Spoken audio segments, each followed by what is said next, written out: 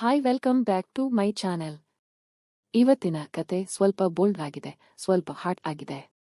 Forbidden desires ಅಂತ title ಕೊಟ್ಟಿದ್ದೀನಿ. ಕೇಳೋಕೆ ಮುಂಚೆ ಒಂದು ಲೈಕ್ ಕೊಡಿ, ಆಮೇಲೆ ಕತೆ ಶುರು ಮಾಡೋಣ. ನಾನು ಒಂದು ಸಣ್ಣ ಟೌನ್ನ ಕಾಫಿ ಶಾಪ್ನಲ್ಲಿ ಕೆಲಸ ಮಾಡ್ತಿದ್ದೆ. ಹೆಸರಿಗೆ ತಕ್ಕಂತೆ ಚಿಕ್ಕದಾಗಿತ್ತು, ಆದ್ರೆ ಬೆಳಿಗ್ಗೆಯಿಂದ ಸಂಜೆವರೆಗೆ ಜನರಿಂದ ತುಂಬಿ ತುಳುಕುತ್ತಿತ್ತು. ಅಲ್ಲಿ ಬರುವ ಜನರೆಲ್ಲ ಪರಿಚಿತ ಮುಖಗಳು. ಆದ್ರೆ ಒಂದು ದಿನ ಪರಿಚಯವಿಲ್ಲದ ಮುಖವೊಂದು ಕಾಣಿಸಿತು. ಅವನು ಒಳಗೆ ಬಂದಾಗ ಮಳೆ ಜೋರಾಗಿ ಸುರಿಯುತ್ತಿತ್ತು. ತಲೆಗೆ ಹಾಕಿಕೊಂಡಿದ್ದ ಟೋಪಿಯನ್ನು ತೆಗೆದು ಕೂದಲನ್ನು ಸರಿಪಡಿಸಿಕೊಂಡ. ಅವನ ಕಣ್ಣುಗಳು ನನ್ನ ಕಡೆ ನೋಡಿದವು. ಆ ಕಣ್ಣುಗಳಲ್ಲಿ ಏನೋ ಒಂದು ಸೆಳೆತವಿತ್ತು. ಒಂದು ಕ್ಷಣ ನನ್ನ ಉಸಿರು ನಿಂತಂತೆ ಆಯಿತು. ಒಂದು ಕಾಫಿ ಕೊಡ್ತೀರಾ? ಅವನು ಕೇಳಿದ. ಅವನ ಧ್ವನಿ ಗಂಭೀರವಾಗಿತ್ತು. ಖಂಡಿತ, ನಾನು ಹೇಳಿದೆ. ನನ್ನ ಕೈಗಳು ಸ್ವಲ್ಪ ನಡುಗುತ್ತಿದ್ದವು. ಏನ್ ಬೇಕು? ನಿಮ್ಮ ಸ್ಪೆಷಲ್ ಕಾಫಿ ಏನಾದ್ರೂ ಇದ್ರೆ ಹೇಳಿ, ಅವನು ನಗುತ್ತಾ ಹೇಳಿದ. ನಾನು ಅವನಿಗೆ ನಮ್ಮ ಶಾಪ್ನ ಸ್ಪೆಷಲ್ ಕಾಫಿ ಬಗ್ಗೆ ಹೇಳಿದೆ. ಅವನು ಸರಿ ಎಂದ. ಕಾಫಿ ಮಾಡುವಾಗ ನನ್ನ ಕಣ್ಣುಗಳು ಪದೇ ಪದೇ ಅವನ ಕಡೆ ಹೋಗುತ್ತಿದ್ದವು. ಅವನು ಕಿಟಕಿಯಿಂದ ಹೊರಗೆ ನೋಡುತ್ತಿದ್ದ, ಆದ್ರೆ ನನ್ನ ಗಮನ ಅವನ ಮೇಲೆಯೇ ಇತ್ತು. ಕಾಫಿ ತೆಗೆದುಕೊಂಡು ಅವನು ಒಂದು ಮೂಲೆಯಲ್ಲಿ ಕುಳಿತ. ಕುಡಿಯುವಾಗ ಅವನ ಮುಖದಲ್ಲಿ ಒಂದು ತೃಪ್ತಿ ಕಾಣುತ್ತಿತ್ತು. ಆಗಾಗ ನನ್ನ ಕಡೆ ಕಣ್ಣು ಹಾಯಿಸುತ್ತಿದ್ದ. ಆ ನೋಟದಲ್ಲಿ ಒಂದು ಆಹ್ವಾನವಿತ್ತು, ಒಂದು ಕುತೂಹಲವಿತ್ತು. ಕೆಲಸ ಮುಗಿಸಿ ಮನೆಗೆ ಹೋಗುವಾಗ ಅವನ ಬಗ್ಗೆನೇ ಯೋಚಿಸುತ್ತಿದ್ದೆ. ಅವನ ಹೆಸರು ಏನು? ಅವನು ಎಲ್ಲಿಂದ ಬಂದಿದ್ದಾನೆ? ಮತ್ತೆ ಯಾವಾಗ ಬರುತ್ತಾನೆ? ಇಂತಹ ಪ್ರಶ್ನೆಗಳು ನನ್ನ ತಲೆಯಲ್ಲಿ ಓಡಾಡುತ್ತಿದ್ದವು. ಮರುದಿನ ನಾನು ಕಾಫಿ ಶಾಪ್ಗೆ ಹೋದಾಗ ಅವನು ಅಲ್ಲಿಯೇ ಇದ್ದ, ಅದೇ ಮೂಲೆಯಲ್ಲಿ ಅದೇ ಕಾಫಿ ಕುಡಿಯುತ್ತಾ. ನನ್ನನ್ನು ನೋಡಿದ ತಕ್ಷಣ ನಕ್ಕ. ನನ್ನ ಹೃದಯ ಜೋರಾಗಿ ಬಡಿದುಕೊಳ್ಳಲು ಶುರುಮಾಡಿತು. ಹಾಯ್, ಅವನು ಹೇಳಿದ. ಹಾಯ್, ನಾನು ಉತ್ತರಿಸಿದೆ. ನಿನ್ನೆ ನಿಮ್ಮ ಕಾಫಿ ತುಂಬಾ ಚೆನ್ನಾಗಿತ್ತು, ಅವನು ಹೊಗಳಿದ. ಥ್ಯಾಂಕ್ ಯು, ನಾನು ನಾಚಿಕೆಯಿಂದ ಹೇಳಿದೆ. ಹೀಗೆ ನಮ್ಮ ಮಾತು ಶುರುವಾಯಿತು. ಅವನ ಹೆಸರು ಅರ್ಜುನ್ ಅಂತ ಗೊತ್ತಾಯಿತು. ಅವನು ಒಂದು ಕಂಪನಿಯಲ್ಲಿ ಕೆಲಸ ಮಾಡುತ್ತಾನೆ, ಕೆಲಸದ ನಿಮಿತ್ತ ಈ ಊರಿಗೆ ಬಂದಿದ್ದಾನೆ ಅಂತ ಹೇಳಿದ. ಅವನ ಮಾತು ಕೇಳುವಾಗ ನನಗೆ ತುಂಬಾ ಖುಷಿ ಆಗ್ತಿತ್ತು. ದಿನಗಳು ಕಳೆದಂತೆ ಅರ್ಜುನ್ ಪ್ರತಿದಿನ ಕಾಫಿ ಶಾಪ್ಗೆ ಬರಲು ಶುರು ಮಾಡಿದ. ನಮಸ್ತೆ ಗುರುಗಳೇ. ನಮಸ್ಕಾರ. ಹೇಳಿ, ಯಾರು? ನಾನ್ ಗುರುಗಳೇ, ಕಾರ್ತಿಕ್ ಅಂತ. ಹಾ, ಕಾರ್ತಿಕ್ ಅವ್ರೆ, ಹೇಳಿ. ಅದೇ ನಾನು ಹುಡುಗಿ ವಿಚಾರದಲ್ಲಿ ನಾನು ಕಾಲ್ ಮಾಡಿದ್ದೆ ಅಲ್ಲ ನಿಮ್ಗೆ. ಎಲ್ಲ ಸರಿ ಹೋಗಿದ್ಯಾ? ಹಾ ಗುರುಗಳೇ, ನೀವು ಹೇಳೋ ತರನೇ ಆ ಹುಡುಗಿ ಮತ್ತೆ ನನ್ನ ಲೈಫಲ್ಲಿ ಬಂದು.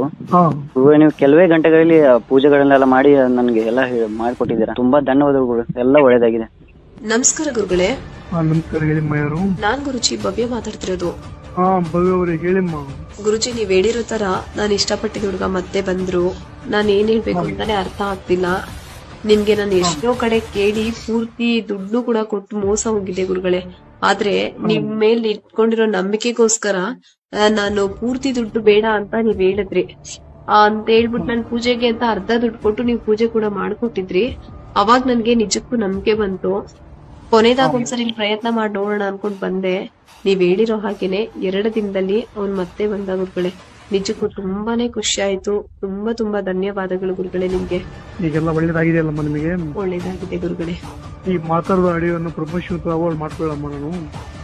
ಮಾಡ್ಕೊಡಿ ಗುರುಗಳೇ. ಏನಿಲ್ಲ, ನೀವು ಹುಡುಗ ನಿಮ್ ಜೊತೆ ಚೆನ್ನಾಗಿ ಮಾತಾಡ್ತಾ ಇದ್ದಲ್ಲಮ್ಮ? ಚೆನ್ನಾಗಿದ್ದಾರೆ ಗುರುಗಳೇ. ಈಗ ಅವ್ರ ಫ್ಯಾಮಿಲಿಯವರು ಕೂಡ ಕಾಂಪ್ರಮೈಸ್ ಆಗಿದ್ದಾರೆ. ಅವ್ರು ನಾನು ಇಷ್ಟಪಟ್ಟಿರೋ ಹುಡುಗ ಕೂಡ ಚೆನ್ನಾಗಿದ್ದಾರೆ ನನ್ ಜೊತೆಗೆ. ರಾಯಿರ ಆಶೀರ್ವಾದ ಮತ್ತೆ ನಿಮ್ಮ ಆಶೀರ್ವಾದ ಸದಾ ನಮ್ಮ ಮೇಲಿರ್ಲಿ ಯಾವಾಗ್ಲೂ. ನಾವು ಗಂಟೆಗಟ್ಟಲೆ ಮಾತನಾಡುತ್ತಿದ್ದೆವು. ನಮ್ಮ ನಡುವೆ ಒಂದು ಬಾಂಧವ್ಯ ಬೆಳೆಯುತ್ತಿತ್ತು.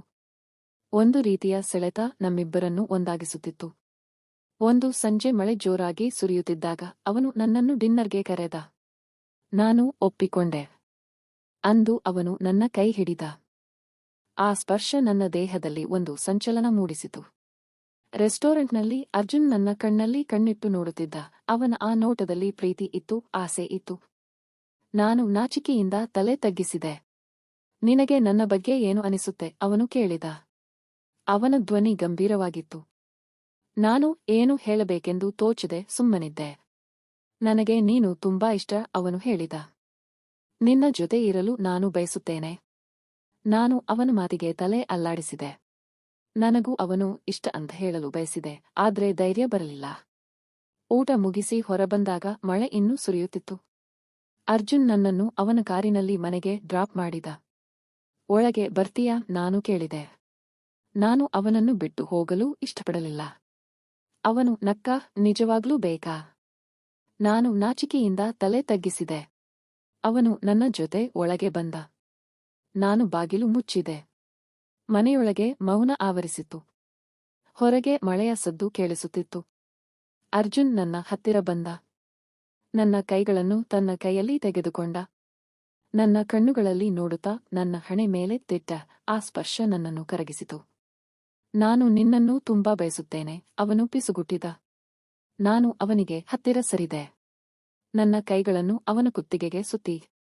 ಅದು ಒಂದು ತೀವ್ರವಾದ ಮುತ್ತು. ನಮ್ಮಿಬ್ಬರ ಉಸಿರಾಟ ಬೆರೆತಂತೆ ಭಾಸವಾಯಿತು. ಆ ರಾತ್ರಿ ನಾವು ಮಾತುಗಳಿಲ್ಲದೆ ಒಂದಾದೆವು. ನಮ್ಮ ದೇಹಗಳು ಒಂದನ್ನೊಂದು ಅನ್ವೇಷಿಸಿದವು. ಪ್ರೀತಿ ಮತ್ತು ಆಸೆಯಿಂದ ನಮ್ಮಿಬ್ಬರ ಮನಸ್ಸುಗಳು ಮಿಲನವಾದವು. ಆ ರಾತ್ರಿ ಮಳೆ ನಿಲ್ಲುವವರೆಗೂ ನಾವು ಒಂದೇ ಆಗಿದ್ದೆವು. ಬೆಳಿಗ್ಗೆ ಎದ್ದಾಗ ಅರ್ಜುನ್ ನನ್ನ ಪಕ್ಕದಲ್ಲೇ ಮಲಗಿದ್ದ. ಅವನ ಮುಖವನ್ನು ನೋಡುತ್ತಾ ನನಗೆ ತುಂಬಾ ಸಂತೋಷವಾಯಿತು. ನನ್ನ ಜೀವನದಲ್ಲಿ ಮೊದಲ ಬಾರಿಗೆ ನಾನು ನಿಜವಾದ ಸುಖವನ್ನು ಅನುಭವಿಸಿದೆ. ಅರ್ಜುನ್ ಕೆಲಸ ಮುಗಿಸಿ ವಾಪಸ್ ಹೋಗುವ ದಿನ ಬಂದೇ ಬಿಟ್ಟಿತ್ತು. ಅವನು ಹೋಗ್ತಾನೆ ಅಂದ್ರೆ ನನ್ನ ಕಣ್ಣಲ್ಲಿ ನೀರು ಬಂತು. ನಾನು ನಿನ್ನನ್ನು ಮರೆಯಲ್ಲ, ಅವನು ಹೇಳಿದ. ನಾನು ಮತ್ತೆ ಬರ್ತೇನೆ. ನಾನು ಅವನನ್ನು ನಂಬಿದೆ. ಆದರೆ ದಿನಗಳು ಕಳೆದಂತೆ ಅವನ ಕರೆಗಳು ಕಡಿಮೆಯಾದವು. ನನ್ನ ಮನಸ್ಸಿನಲ್ಲಿ ಒಂದು ಭಯ ಶುರುವಾಯಿತು. 1 ತಿಂಗಳ ನಂತರ ಅವನು ಕರೆ ಮಾಡಿ ಅವನಿಗೆ ಮದುವೆ ನಿಶ್ಚಯವಾಗಿದೆ ಅಂತ ಹೇಳಿದ. ನನಗೆ ಆಘಾತವಾಯಿತು. ನನ್ನ ಕನಸುಗಳು ಪುಡಿಯಾದವು. ನನಗೆ ಕ್ಷಮಿಸು, ಅವನು ಹೇಳಿದ. ನಾನು ನಿನಗೆ ಮೋಸ ಮಾಡಿದೆ. ನಾನು ಅವನಿಗೆ ಏನು ಹೇಳಬೇಕೆಂದು ತೋಚಲಿಲ್ಲ. ನನ್ನ ಕಣ್ಣೀರು ಮಾತ್ರ ಅವನಿಗೆ ಕೇಳಿಸುತ್ತಿತ್ತು. ಅವನು ಫೋನ್ ಕಟ್ ಮಾಡಿದ. ನನ್ನ ಜೀವನದಲ್ಲಿ ಮತ್ತೆ ಒಂಟಿತನ ಆವರಿಸಿತು. ನಾನು ಮತ್ತೆ ಕಾಫಿ ಶಾಪ್ನಲ್ಲಿ ಕೆಲಸ ಮಾಡಲು ಹೋದೆ. ಆದ್ರೆ ಈಗ ಎಲ್ಲವೂ ಖಾಲಿಯಾಗಿತ್ತು. ಅರ್ಜುನ್ ಇಲ್ಲದೆ ನನ್ನ ಜೀವನ ಬಣ್ಣವಿಲ್ಲದ ಚಿತ್ರದಂತಿತ್ತು. ಕೆಲವು ವರ್ಷಗಳ ನಂತರ ನಾನು ಬೇರೆ ವ್ಯಕ್ತಿಯನ್ನು ಮದುವೆಯಾದೆ. ಆದ್ರೆ ಅರ್ಜುನ್ ನೆನಪು ಮಾತ್ರ ನನ್ನ ಮನಸ್ಸಿನಲ್ಲಿ ಹಾಗೆಯೇ ಉಳಿದಿತ್ತು. ನಮ್ಮಿಬ್ಬರ ನಡುವಿನ ಆ ಫೋರ್ಬಿಡನ್ ಡಿಸೈರ್ ಒಂದು ಸಿಹಿ ಕಹಿಯಾದ ನೆನಪಾಗಿ ಉಳಿಯಿತು. ಜೀವನದಲ್ಲಿ ಕೆಲವೊಮ್ಮೆ ನಾವು ಕೆಲವು ತಪ್ಪುಗಳನ್ನು ಮಾಡುತ್ತೇವೆ. ಕೆಲವು ಸಂಬಂಧಗಳು ನಮ್ಮನ್ನು ನೋಯಿಸುತ್ತವೆ. ಆದ್ರೆ ಆ ಅನುಭವಗಳು ನಮ್ಮನ್ನು ಬಲಶಾಲಿಗಳನ್ನಾಗಿ ಮಾಡುತ್ತವೆ. ಪ್ರೀತಿ ಮತ್ತು ಕಾಮನೆ ಜೀವನದ 2 ಮುಖಗಳು. ಅವುಗಳನ್ನು ಸರಿಯಾಗಿ ಅರ್ಥ ಮಾಡಿಕೊಂಡು ಜೀವನವನ್ನು ಎಂಜಾಯ್ ಮಾಡಬೇಕು. ಇವತ್ತಿನ ಕತೆ ನಿಮಗೆ ಇಷ್ಟ ಆಯ್ತು ಅಂತ ಅಂದುಕೊಂಡಿದ್ದೀನಿ. ಕತೆ ಇಷ್ಟ ಆದ್ರೆ ಲೈಕ್ ಮಾಡಿ, ಶೇರ್ ಮಾಡಿ. ಹಾಗೆ ನನ್ನ ಚಾನೆಲ್ ಅನ್ನು ಸಬ್ಸ್ಕ್ರೈಬ್ ಮಾಡಲು ಮರೆಯಬೇಡಿ. ಇನ್ನಷ್ಟು ಹಾಟ್ ಕತೆಗಳೊಂದಿಗೆ ಮತ್ತೆ ಸಿಗೋಣ. ಧನ್ಯವಾದಗಳು. ಮೋಡಿ ಸಂಭೋಗ ವಶೀಕರಣ ಸ್ಪೆಷಲಿಸ್ಟ್. ವಶೀಕರಣಕ್ಕೋಸ್ಕರನೇ ಕರೆ ಮಾಡಿ. ಮಹಾಕಾಳಿ ತಾಂತ್ರಿಕ ಪೀಠಂ ಶ್ರೀ ಮಹಾ ಅಘೋರ ತಪಸ್ವಿ. ನಿಮ್ಮ ಪ್ರೀತಿಯನ್ನ ಮರಳಿ ಪಡೆಯಬೇಕೇ? ನಿಮ್ಮ ಪ್ರೀತಿಯನ್ನ ಮನೆಯಲ್ಲಿ ಒಪ್ಪುತ್ತಿಲ್ಲವೇ? ನೀವು ಇಷ್ಟಪಟ್ಟ ವ್ಯಕ್ತಿ ನಿಮ್ಮಂತೆ ಆಗಬೇಕೇ? ಲವ್ ಮ್ಯಾರೇಜ್ ನಲ್ಲಿ ಕುಟುಂಬದಿಂದ ಕಿರಿಕಿರಿಯಾಗುತ್ತಿದೆಯೇ? ನಿಮ್ಮ ಪತಿ ಅಥವಾ ಪತ್ನಿಗೆ ಪರಸ್ತ್ರೀ ಸಹವಾಸ ಬಿಡಿಸಬೇಕೇ? ಇಲ್ಲಿದೆ ಶಾಶ್ವತ ಪರಿಹಾರ. ವಶೀಕರಣ ಮತ್ತು ಶತ್ರು ಮುತ್ತಿಗೆಗೆ ಓಪನ್ ಚಾಲೆಂಜ್. ನಿಮ್ಮ ಕೆಲಸ ಕೇವಲ 2 ಗಂಟೆಯಲ್ಲಿ ಶಾಶ್ವತ ಸಮಾಧಾನ ಇಲ್ಲಿದೆ. ಕೆಲಸ ಆಗದಿದ್ದಲ್ಲಿ ನಿಮ್ಮ ಹಣ ವಾಪಸ್. ಗುಪ್ತ ಅಘೋರ ವಾಮ ಪದ್ಧತಿಯಿಂದ ಇಲ್ಲಿ ಶಾಶ್ವತ ಪರಿಹಾರ ಗ್ಯಾರಂಟಿ.